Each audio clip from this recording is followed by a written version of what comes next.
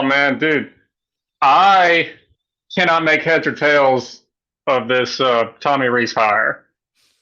I watched your video on it, and it's more or less like it comes down to just not doubting Saban in this. That's But all I've got for you. man, I was about to say because when you look at Notre Dame's offense the last 3 years, it's really nothing to write home about.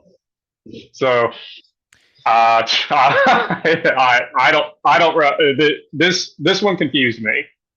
I'll Yeah, say. so I was actually going to post my own video without bringing in Stephen M. Smith, and I was about set to record that video, and it would have been a similar take. I would have lined up all the stats and all the information and all the evidence on the side of why did Alabama do this, and then provide some disclaimers that could explain why Notre Dame's offense outside of Tommy Rees's direction would not be as prolific as what would be expected or be the benchmark at Alabama, and then kind of give the other side to it. But got a hold of Stephen M. Smith, so he provided some perspective on that. Of course, Notre Dame's been a very run-oriented offense, so you're not going to put up the yards per play and the yards per game and the points that you would with the type of offense that Alabama's run since Lane Kiffin.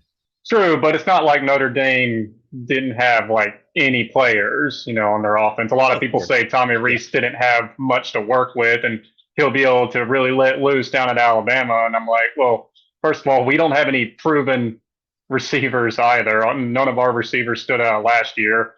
We're going to have a completely unproven quarterback, no matter which option we end up going with. So, and again, Notre Dame does not have the worst receivers or the worst O line in the world, and they really couldn't. He didn't seem to be able to do much with that.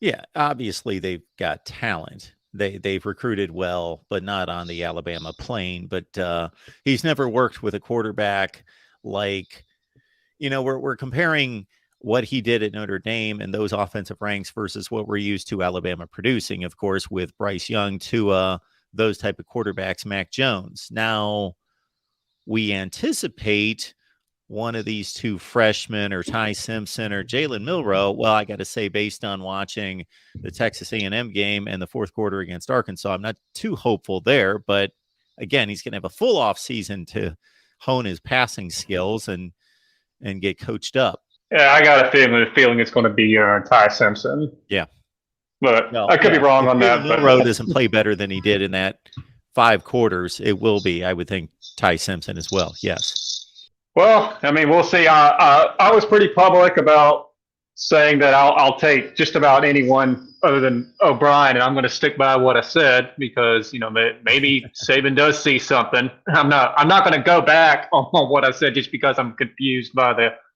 hire. But yeah, I guess we'll just have to see what happens. I do kind of think we're going to go back to a more balanced offense, although that's something I was kind of wanting to do for a while.